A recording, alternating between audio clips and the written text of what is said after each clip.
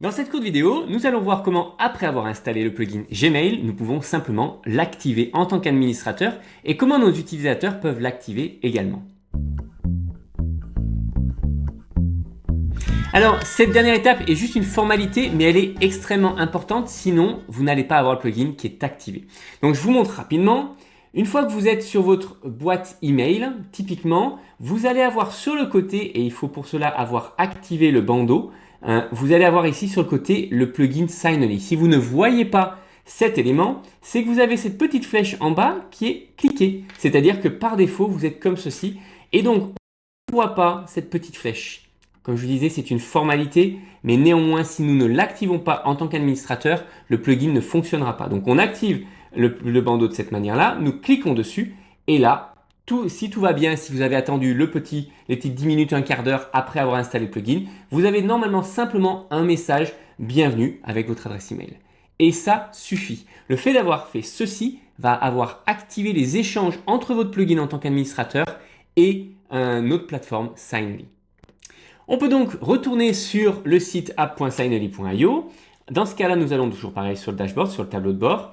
Et je vais vous inviter à venir ici. Donc, vous devriez normalement avoir uniquement Gmail. Et on va pouvoir cliquer sur vérifier la connexion. Et là, si tout se passe bien, c'est marqué connecté. Ça veut dire que si vous retournez sur vos signatures, typiquement, hop, je prends ma signature qui est ici, je vais pouvoir l'attribuer. Alors là, normalement, elle est déjà enregistrée. Pardon, je vais aller dans équipe. Je vais juste cliquer sur mon collaborateur, donc moi-même, je clique sur sauvegarder, confirmer.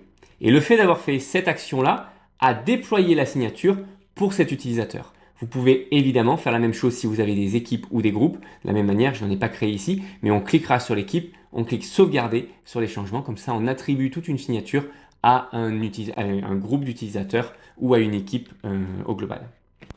Et donc, ultime vérification, est-ce que ça fonctionne ? Eh bien, nous allons nous retourner sur notre boîte email. Alors, si par défaut vous démarrez, il y a des grandes chances que ce ne soit pas actualisé. Il faut recharger la page. Alors, soit vous pouvez cliquer sur le bouton qui est ici, ou sinon, commande majuscule R, normalement, rechargera votre page Gmail. Et une fois que c'est rechargé, et là, si on clique sur nouveau message, voici notre signature. Et ça sera la même chose pour l'ensemble des collaborateurs. Il faut bien leur donner l'instruction de recharger en faisant commande majuscule R si vous êtes sur Macintosh. Et ça doit être CTRL majuscule F5 si vous êtes sous Windows. Voilà, vous êtes prêts et vous avez maintenant la liberté de pouvoir personnaliser l'ensemble des signatures de votre organisation.